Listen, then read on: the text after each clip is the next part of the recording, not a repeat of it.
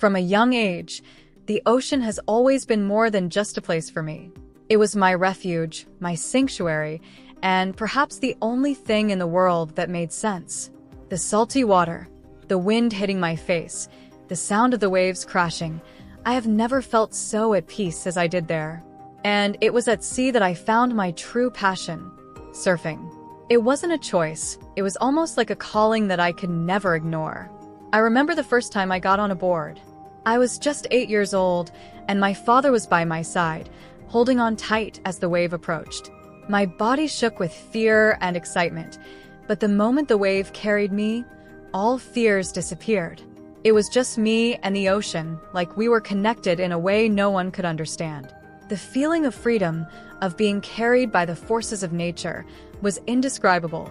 From that day on, I knew I wanted this forever. From that moment on, my life was directed towards the sea. My days were marked by sunrises on the beach, boards under my arms, and a look of determination on my face. I trained tirelessly, without ever complaining about the pain in my muscles, the bruises on my legs, or the falls that left me breathless. The ocean taught me to be resilient. Every wave I couldn't master was just another lesson. And every time I fell, I got up stronger, more determined. My family was my foundation. My parents, especially my father, always encouraged me to pursue this dream, even when it seemed crazy to others. Deep down, they knew the sea was where I belonged. But there was something more to our connection. Surfing, for me, wasn't just a career, it was a way of life, a way of finding myself and losing myself at the same time. My friends used to call me obsessed. "Aren't you afraid?" they asked. Fear? Of course I did. The sea could be unpredictable, sometimes brutal. There were times when I was thrown so hard that I felt like a rag doll, out of control. But even in those moments, I never felt like the ocean wanted to hurt me. It was a kind of mutual respect. I understood the risk, and it allowed me to explore its mysteries. My parents saw this in me. They were always there, at every competition, at every training session. My father used to tell me that I was like the wind, strong but free. My mother was more cautious, always warning me about the dangers, but never discouraging me. They supported me because they knew I was living my dream. As I grew up, surfing became my life. By the age of 17, he had already competed in several amateur categories and accumulated some victories. My name started circulating around competitions, and people started to realize that I wasn't just some girl with a board. I was a competitor, a fighter, and it was just beginning. The state championship was coming up. It was the event I had been training tirelessly for the past 2 years. It wasn't just a competition, it was an opportunity to finally stand out on the national stage and perhaps secure sponsorship. My future depended on that championship. It was a chance to turn my passion into a career, to live for surfing. But as the date approached, I started to feel something strange. It wasn't fear, nor insecurity, but a kind of silent anticipation, as if something was about to change. Maybe it was the pressure of the championship, or the anxiety of wanting it so much. But there was a feeling in the air, a slight tension, as if the world around me was preparing for a great event. In those days before the championship, the beach looked different. I would wake up before the sun rose, smelling salt in the air and the gentle sound of waves crashing in the distance. It was as if the ocean was quieter, more attentive. I forced myself to push these thoughts away, focusing only on what was coming up, the biggest competition of my life. While training, my mind wandered to the future. I imagined the victory, the feeling of standing on the podium, my parents smiling in the audience, my friends congratulating me. I felt like I was prepared. All the years of training, all the sacrifices, everything had brought me here. Nothing could stop me. But there was something that disturbed me, a small voice in the back of my mind that I tried to ignore. Maybe it was the fear of failing, of not living up to expectations. Or maybe it was something deeper, an intuition, a feeling that I couldn't name. Anyway, I continued forward, determined to earn my place in the waves. I knew the sea was unpredictable. I had seen enough to understand that he could change in the blink of an eye. But until that moment, he had always been my ally. He had molded me, tested me, and challenged me, but never truly broken me. And I believed it would always be like this. That morning, the beach was silent, almost as if the world was waiting. I climbed onto the board, feeling the familiar weight beneath my feet, and looked out at the horizon. The waves were perfect, and the sun was beginning to rise, turning the sky orange and pink. My parents were there, on the sand, watching me with their usual looks. My father confident, my mother a little apprehensive, but proud. I felt the wind on my face, the smell of the ocean filling my lungs, and excitement grew inside me. I was ready for the championship, ready to conquer my place in the surfing world. Nothing could stop me. Nothing. Or at least that's what I thought. The sea was calm that morning. Too calm, perhaps. It felt like everything around me was suspended, trapped in a moment that would last forever. The surface of the water, reflecting the pale blue-tinged sky, was so smooth that it looked more like a painting than a part of living, pulsing nature. That was my comfort zone. The place where I always found peace, where the real world seemed distant and the pressures of life didn't exist. As I sat on the board, patiently waiting for the next set of waves, my mind wandered. The state championship was just a few days away, and that morning was crucial for perfecting my moves. Every detail mattered. The way I adjusted my weight, the tilt of my body, the exact moment to cut the wave. I wanted everything to be perfect. No, I needed that it was perfect. I had invested too much time. I had sacrificed so many things to be at that point. But despite the apparent tranquility around me, I couldn't shake the feeling that something was about to happen. It wasn't just the pressure of the championship. It was something deeper, an intuition that I couldn't clearly identify. A faint uneasiness hung in the air, but I forced myself to ignore it. I was there to concentrate, to train, to prepare myself mentally and physically for the competition. There was no room for distractions or irrational fears. My friends were with me in the water, surfing a little further away. I could hear their screams and laughter in the distance, mixed with the sound of waves crashing in the background. The atmosphere was light, almost relaxed, as if nothing could touch us. We were in our territory, in the place where we felt most alive and, at the same time, most free. I watched the waves, waiting for the right moment, trying to reconnect with that force that has always guided me. My body screamed in despair, but my mind, it was silent. A cold, hollow space took the place of any rational thought.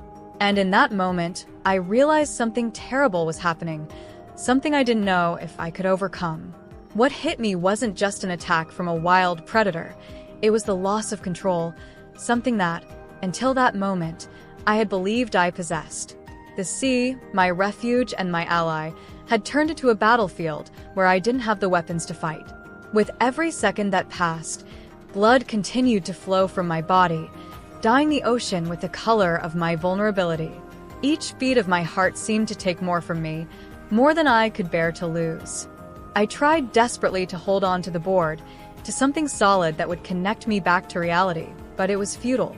My left arm didn't respond because it wasn't there anymore. It was a void where there had once been flesh, muscle, life. And in that void, my soul also felt like it was being ripped out, piece by piece. I heard the distant screams of my friends, felt the vibrations of the water around them as they approached, but their voices reached me as distorted, unreal echoes. Time had stopped, as if the universe had decided to leave me there, suspended in chaos, with no answers, no way out. Each second stretched out like a cruel eternity, and I didn't know which was scarier, the searing pain or the fact that I might not survive to feel anything other than it. Somewhere in my mind, a voice was trying to tell me to fight, to stay afloat. It was almost a whisper, faint, as if that part of me was also being consumed by the tragedy. But then came the brutal reality. I was dying. The blood that came out of me carried my life with it, each drop a piece of my dreams, of my strength. And in the midst of this terror, I was overcome by a wave of panic that drowned me faster than any tide. I remembered the championship, of my parents on the beach, always watching me with that mix of pride and fear. And suddenly, the image of them waiting for me in the sand became unbearable. What would they do when they saw me like this? What would my mother think when she saw her baby, her strong girl, lying there, bleeding, with a part of her lost forever? I didn't want them to see me like this. I didn't want to be remembered as someone weak, as someone who couldn't survive. My emotions were mixed as I was swallowed by a desperate feeling of helplessness. I was scared, not of dying, but of being forgotten. The ocean, which had always made me feel so alive, now seemed indifferent to my pain. It continued, the waves crashing as always, following their eternal cycle as my life fell apart between their currents. What was I in front of that immensity? What did my existence mean to him, to the world? My friends reached me, their firm hands pulling me out of the water, but I felt no relief. Their voices were distant, and their looks of horror showed me that reality was even worse than I imagined. They held me with an urgency I didn't fully understand, but my eyes couldn't look away from the red stain I left behind. It was as if everything I had been was dissolving into water. "Jake, we're here. We're going to get her out of here. Stay with us." I heard someone scream, but I didn't know who. My senses were dulled, as if my body was shutting down to protect me from the brutality of what was happening. My thoughts were fragmented. The pain distorted time and space around me. I wanted to say something, to ask for help, but my voice was caught in my throat, choked with shock and dread. When I was finally pulled onto the sand, everything seemed to spin. The sky, which had once been a blanket of pale blue and promises of freedom, now felt suffocating, crushing me with its vastness. My head swam, and each beat of my heart seemed to echo in my open wound, like a hammer hitting something that was already broken. My friends were around me, their hands pressing on my arm, trying to stop the bleeding, but their looks said everything I needed to know. I was on the verge of the end. The sound of sirens began to get closer. The cold sand against my skin, the salty taste of blood in my mouth, the deafening silence of my own mind. It all seemed irrelevant. My eyes began to close, the darkness becoming more and more present, and the last thought I had before being consumed by unconsciousness was the most painful of all. Would I ever feel the sea beneath my feet again? The first sound I heard was a soft, constant beeping, as if each beat was echoing inside me. The feeling of being submerged in something thick and suffocating persisted. I opened my eyes with difficulty, the brightness of the hospital room momentarily blinding me. The cold white light hit me like a blade, cutting through any illusion that this could just be a dream. But it wasn't. None of that was. I still didn't know what had really happened. The images were fuzzy, distorted, as if my mind was trying to protect my body from remembering the pain. But something in me already knew. The void to my left was speaking before my consciousness could confirm it. My arm, or what was left of it. It wasn't a gradual realization. It was an abrupt, cruel awareness. The feel of the sheet against my skin where my arm should have been made my stomach sink. My body, which had always been my instrument of strength and control, was now incomplete, mutilated. Anguish rose in my throat like a wave, but I swallowed it, along with the knot that seemed to suffocate me. I looked to the side, fearful, unable to face what my eyes insisted on showing me. The sheet was piled up where my left arm should have been. The emptiness seemed to pulse, like an open wound in my soul. When I finally had the courage to look at the space where my arm had been, I felt like the ground had been ripped out from under me. My body was there, but at the same time, it wasn't there. It was surreal, as if a part of me had simply disappeared. Missing. It didn't make sense. Did nothing. My body, once so strong, now felt fragile, as if at any moment it could completely fall apart. I tried to move my arm, tried to feel something, but all I got in return was the reminder that it was no longer there. He would never be again. A sob escaped my throat, breaking the oppressive silence in the room. The tears came like a torrent, thick, suffocating, and I gave in to them. I cried for the physical pain, the brutal loss, and the future that now seemed like a black hole of uncertainty. Every tear that fell was a goodbye. I wasn't just saying goodbye to an arm. I was saying goodbye to a life that would never be the same. My memories of that moment were vague. Fragments of pain and fear. The attack, the blood, the ocean, which had always been my refuge, becoming my enemy. I tried to remember the exact moment the shark hit me, but everything seemed distorted. All that was left was the pain, still throbbing in my body.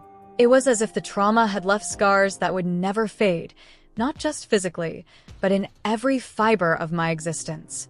It was then that I heard the door open, an almost imperceptible sound. I tried to wipe away the tears, but it was useless.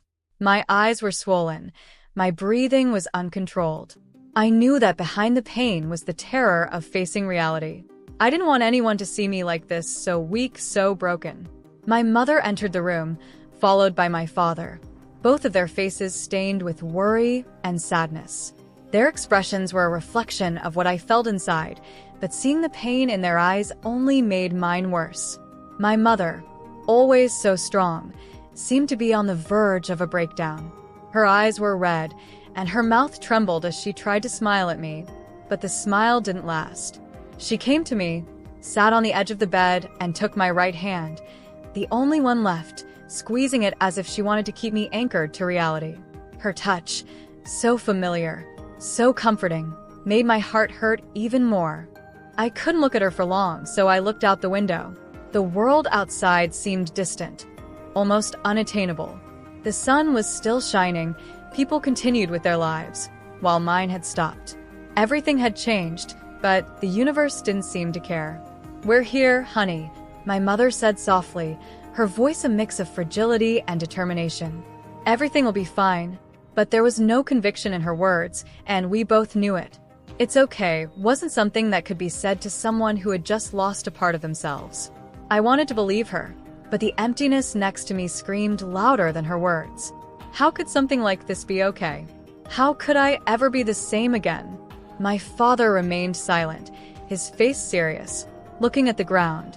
He had always been the calmest one, the pillar of the family. But now he looked broken, unable to hide the sadness that dominated his face. Seeing my father, that man who had always been my example of strength, down like that, only deepened my despair. There was no escaping that pain. It was in me, in my parents, in every corner of that cold and sterile room. The days that followed were a succession of moments erased by physical and emotional pain. The hospital became my world, where reality mixed with the echoes of trauma. Every time I looked at the empty space where my arm should have been, the agony came back with more force. My mind, once focused and disciplined, was now fragmented, a series of unanswered questions. What would my life be like now? I spent hours staring at the ceiling, fighting the memories, the feeling that everything was lost. The nurses came and went, the doctors made their rounds, but nothing seemed to penetrate the fog that covered my thoughts. The physical pain was constant, but the internal pain, that feeling that my life had been ripped away from me, was unbearable. My body, which had always been my tool to conquer the world, was now a prison. I felt helpless, stuck in a bed, with no future. And, worse than that, without the sea. Every time I thought about the waves, about everything surfing meant to me, my heart broke a little more. It was as if the part of me that mattered most had been taken by the shark along with my arm. I didn't want to see anyone. My friends came to visit me, but I pushed them away. I couldn't bear the look of pity on their faces. They didn't understand, and I didn't have the strength to explain. All I wanted was to be alone with my pain, because deep down, I knew that nothing would be enough to fill the void that was now part of me. The days following my awakening in the hospital were a blur of pain, guilt, and despair. Everything felt too heavy, and with each passing moment, I felt like I was sinking deeper into a black hole that I didn't know how to get out of. Visits became a burden.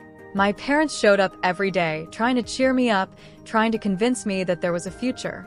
But their words were empty. I couldn't believe anything they said. The truth is, I didn't know how to move forward. What was I now? A shadow of what I once was?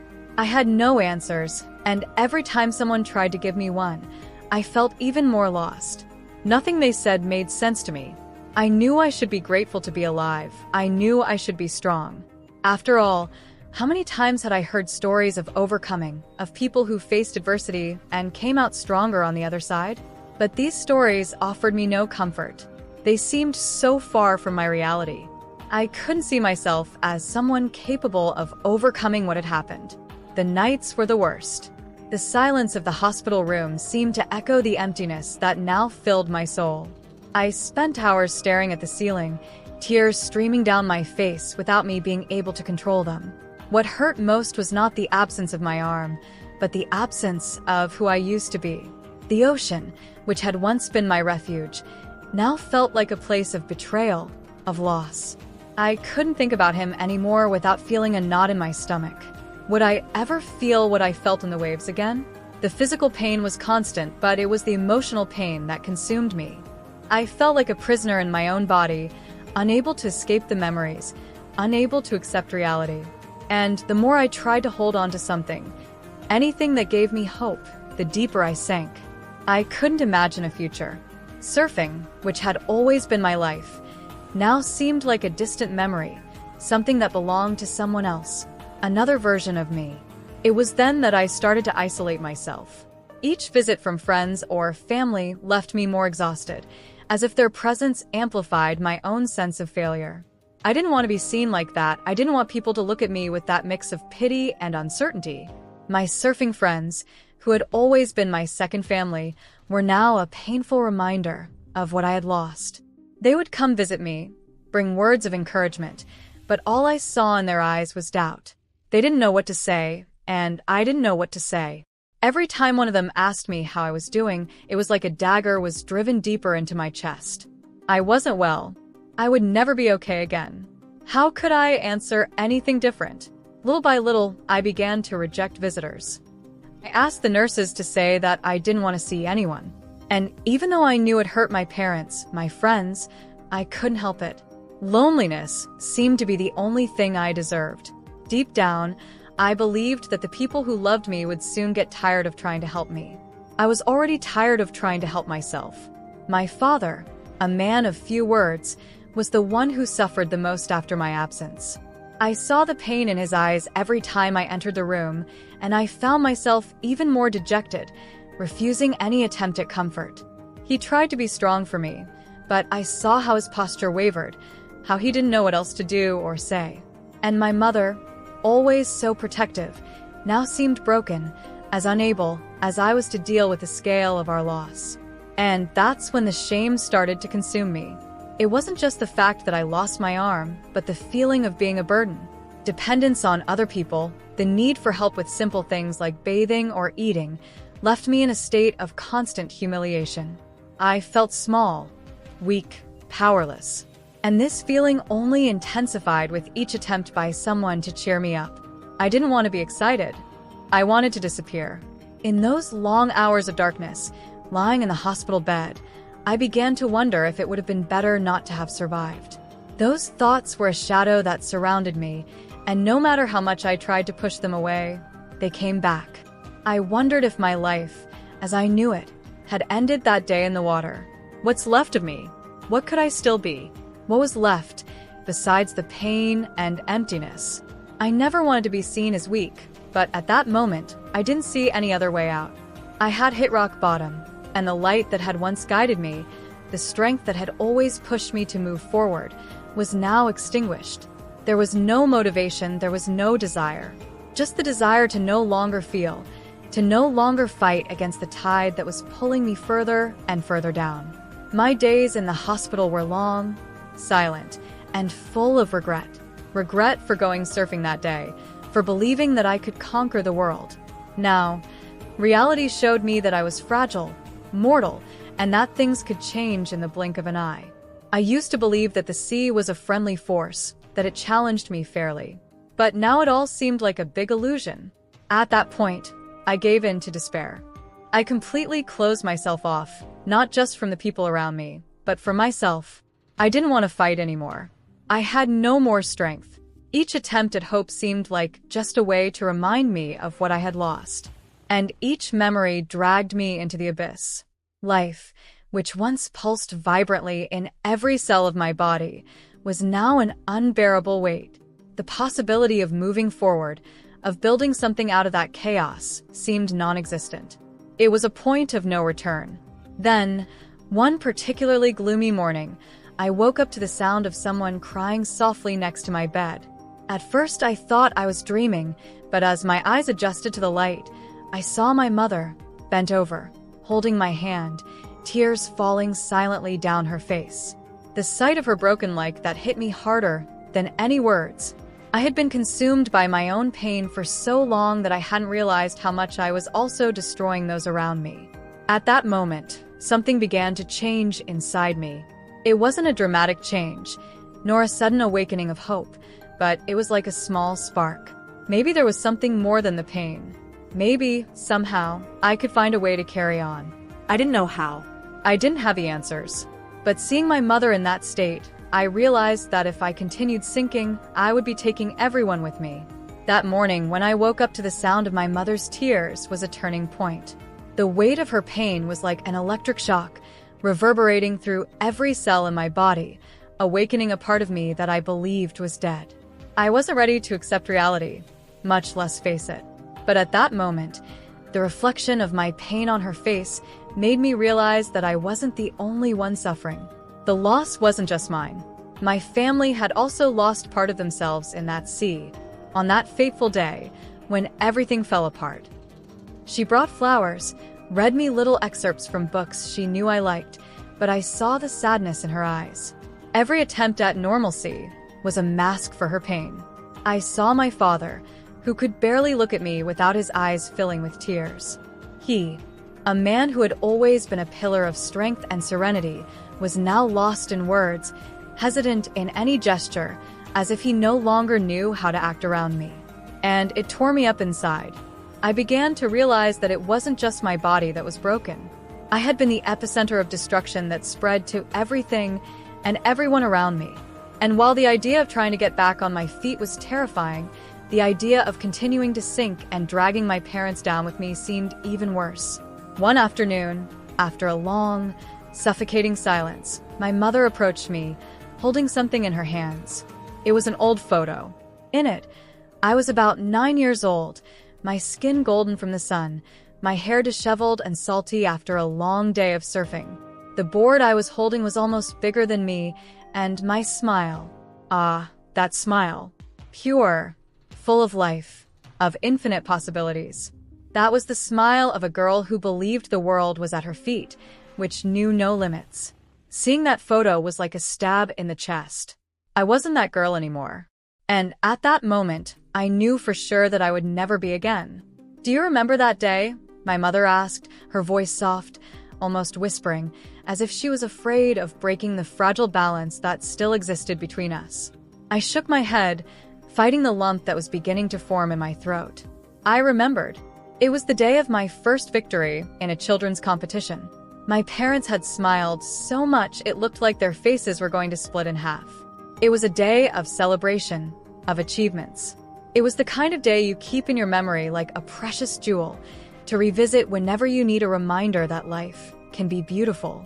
"You were so happy," my mother continued, her gaze fixed on the photo, as if she too was returning to that moment. "You said the ocean was like a friend, that it always supported you, even when the waves knocked you down. I always got up and came back for more." I felt the first tear run down my face. I didn't want to remember that. I didn't want to remember what it was like to feel invincible, because now, more than ever, I felt broken beyond repair. But my mother wasn't trying to remind me of the victory. She was reminding me of the essence I had lost. That girl who, even in the face of the most challenging waves, always believed she could get back up. And at that moment, something inside me began to change.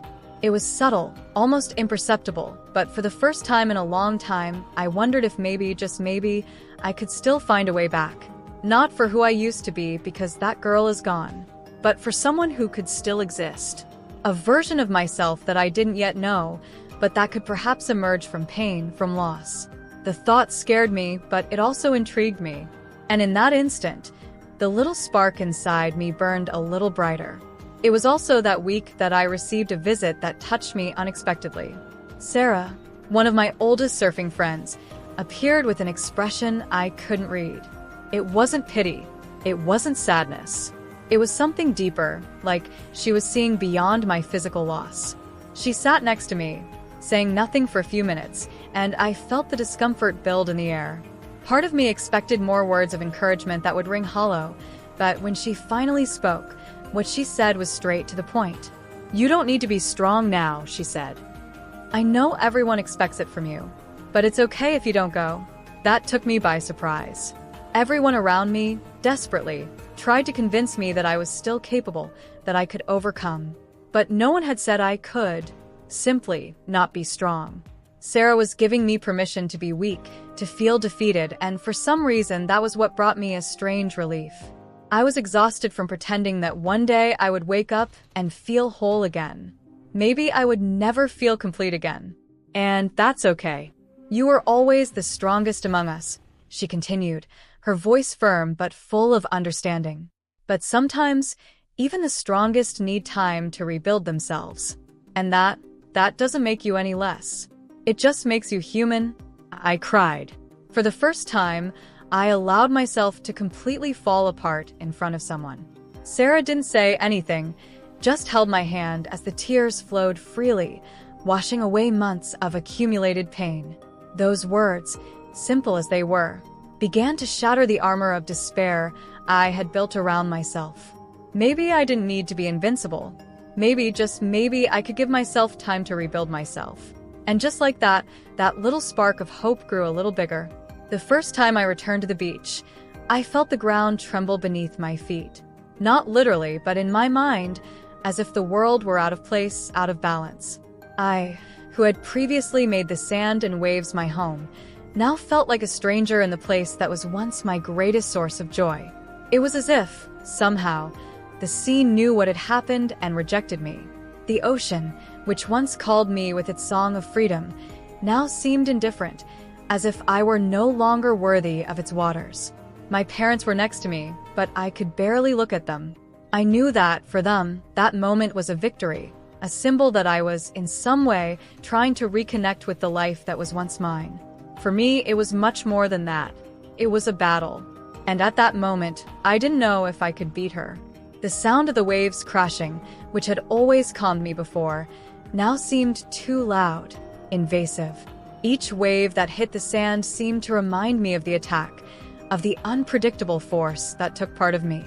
My legs shook, not from physical weakness, but from a deep, irrational fear that I had never felt before.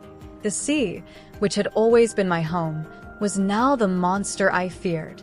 My fingers tightened around the board I held with my only remaining hand. It was a smaller board than the ones I used to use, adapted to my new body, but it felt heavy, as if it carried the weight of all the expectations, of all the memories I was desperately trying to leave behind. The wind blew in my face, and for a second I closed my eyes, trying to remember what it was like before. Before everything changed. Before I became a broken version of who I was. I needed to move on. The sea tested me in a way it had never done before.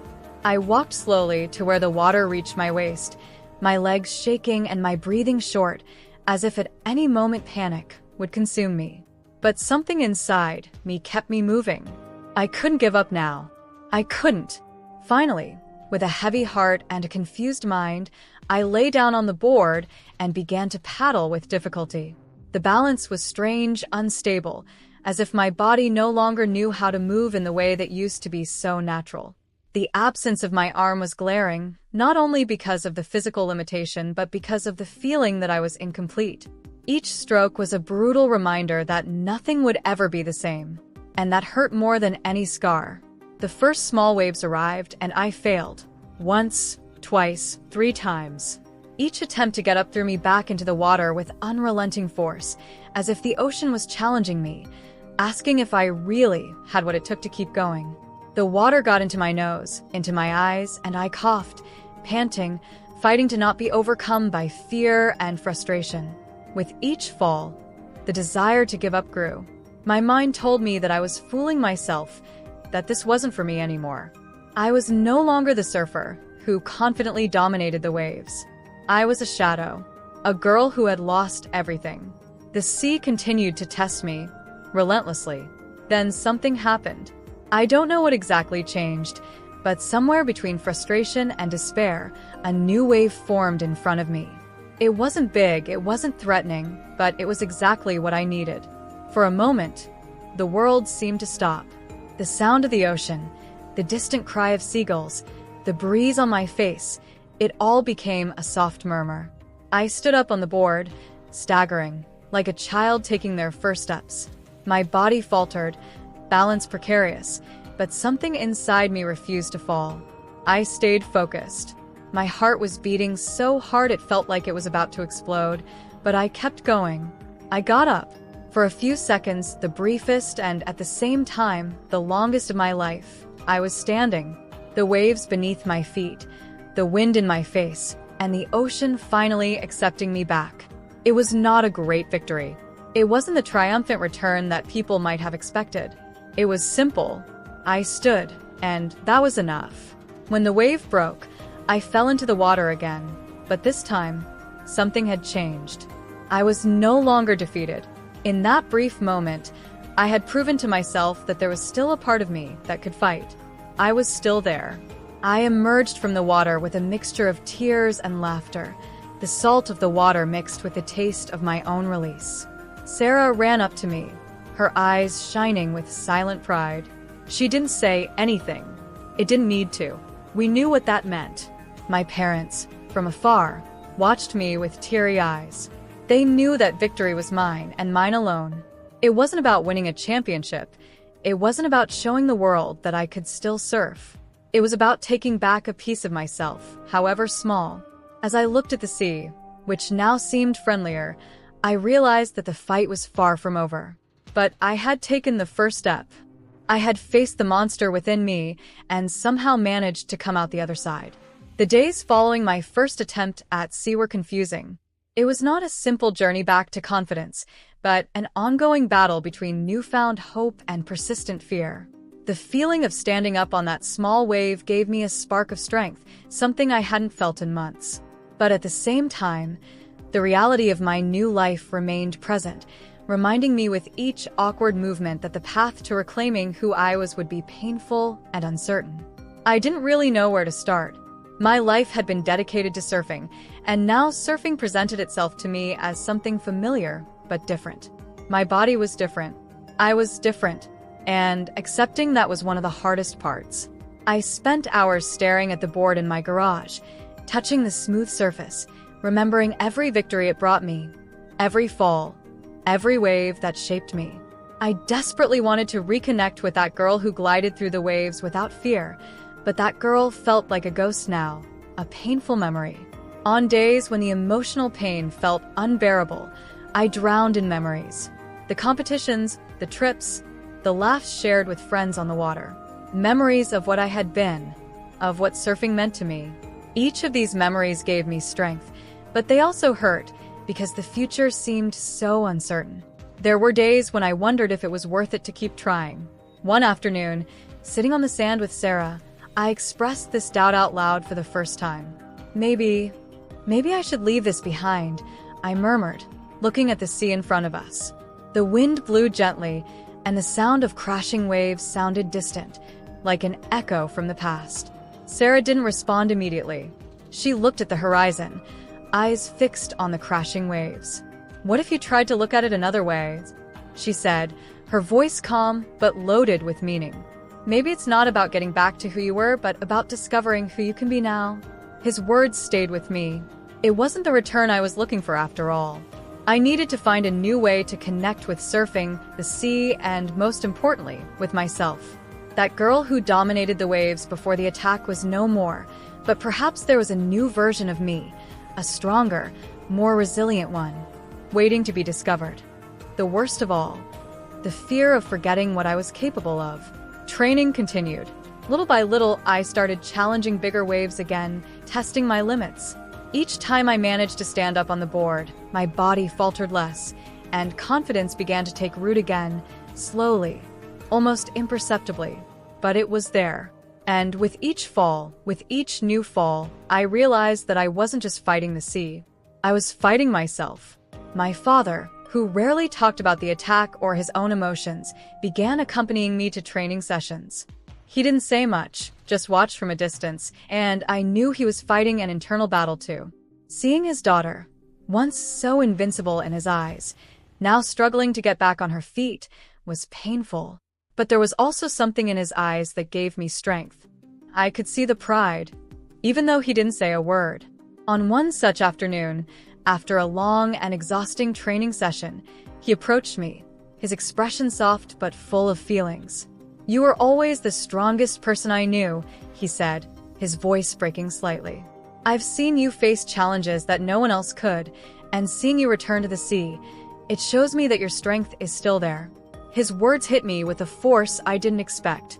Maybe all this time I was trying to prove something to myself. But at that moment, I realized that I no longer needed to prove anything. Not for me, not for others. I didn't need to go back to being the perfect surfer or the invincible girl I once was. All I needed was to keep fighting to be the best version of myself, even if that version was different from the last. Confidence began to blossom again. It wasn't something instantaneous, but a slow, delicate construction. There were days when I felt unbeatable, ready to conquer the world again. And there were days when the darkness returned, bringing fear and doubt back to the surface. But I was learning to accept these ups and downs, to understand that my journey would not be linear. Over the next few weeks, I started catching bigger waves more frequently. The water, which had previously seemed like a place of fear and loss, was now once again a place of strength. I allowed myself to fail without judging myself so much. And with each attempt, I got back up. The ocean, in all its vastness and mystery, welcomed me back. But this time, I knew our relationship had changed forever. The biggest challenge, however, was still to come. Competing again, not for others, not to prove something to the world, but for myself. To face my demons, to show that I could still do what I loved. The championship was approaching, and this time, I wasn't going to run from it. I was ready for battle. The smell of salt in the air, the sound of the waves crashing hard, and the cold wind that blew on the beach that morning. I was there, at the starting line for the biggest battle of my life. And it wasn't against other competitors. It was against my own fear. It was against the part of me that still insisted on believing that I was no longer worthy of being there. The championship was not just a physical event. It was a question of identity, of reconnecting with who I could still be after all. I was standing in the sand, with the board adjusted under my remaining arm. My body was shaking, and it wasn't because of the cold. Adrenaline coursed through my veins, mixed with the insecurity I had been trying to bury for the last few months. Was I really ready for this? My eyes wandered to the beach, where colorful flags waved in the wind and competitors adjusted their boards, exchanging quick words with their teams. Everything was so familiar, and at the same time, so distant. I remembered the countless competitions I participated in before the accident. The boards lined up on the sand, the sound of cheers, the touch of the cold water on my feet as I stepped forward to face the waves. I was unbeatable, or at least I felt that way. But that day, nothing felt right. The weight of loss, of trauma, surrounded me like a shadow. Even if I had trained, even if I had managed to return to the sea, competing, I felt different. My parents were there, and even without words, I knew they felt the same nervousness as me. My father watched me from afar, his arms crossed over his chest. There was pride in his eyes, but also concern and anxiety he tried to hide but couldn't. My mother, closest to me, looked at me with shining eyes, as if she wanted to convey all the strength of the world with just her gaze. I knew they were trying to be strong for me, but I didn't want them to be. I needed them to be vulnerable too, because I was terrified. Sarah came close to me, ready to get into the water, and put her hand on my shoulder. She didn't say anything for a long moment, just stood there beside me, as she always did when she felt like words weren't enough. "You don't need to prove anything to anyone today, Jake," she finally said, her voice low but firm. "Not even for you. Just do what you love." Sarah's words hit home, but they also awakened something. I remembered when surfing was simple, before all the expectations, before the fear of losing. I did that because I loved it. I loved the sea. I loved the challenge, the connection to something bigger than myself. Maybe that was what I had lost along the way, the reason I got on a board in the first place. It wasn't for awards, nor for recognition. It was because the ocean was part of me, and I was part of it, inside me. I emerged from the water with an involuntary smile on my face. My heart was still racing, but no longer because of panic. It was the kind of beat that meant I was present, that I was alive. Upon arriving at the shore, I was greeted by looks different from those I expected. They were not looks of pity, nor of expectation. There was surprise, yes, but there was something more. There was respect. My friends came over, and Sarah gave me a big hug. "You did it," she whispered, holding my hand for a moment. And I knew I had done it. I had faced the biggest challenge of my life and won, not because I achieved a podium, but because I returned to the ocean. Because I didn't give up. My parents ran to me, and my mother hugged me so tightly that it made me laugh, through tears. "You were amazing," she said, her voice cracking with emotion. "I've never been so proud of you." But perhaps the most important moment was when my father approached, without saying anything. He just pulled me into a tight hug, and I felt, in that hug, everything that had not been said. I felt the relief, the love, the certainty that, to them, I had never lost who I was.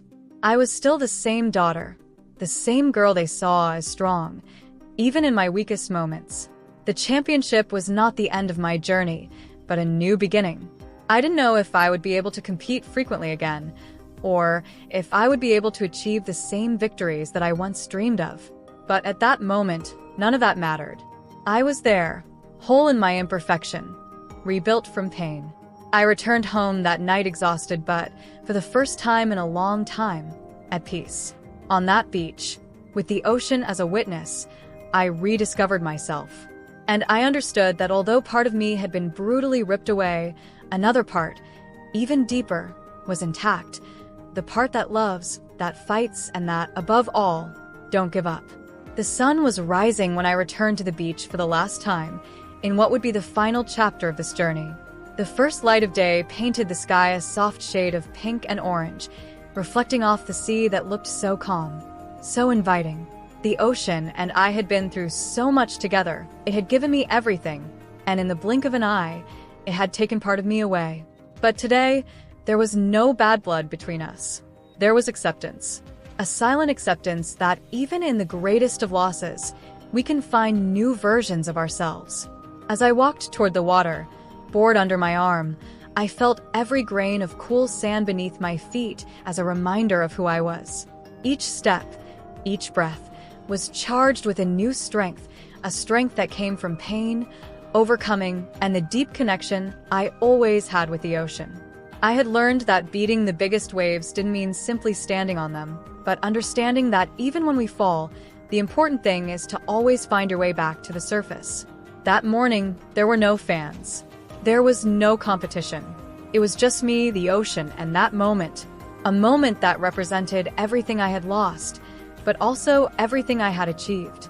The last few months had been a relentless battle, and although I had learned to deal with my new physical limitations, the real victory was in accepting my scars. Accepting that fear didn't define me, that the fact that I fell once didn't mean I couldn't get up countless times.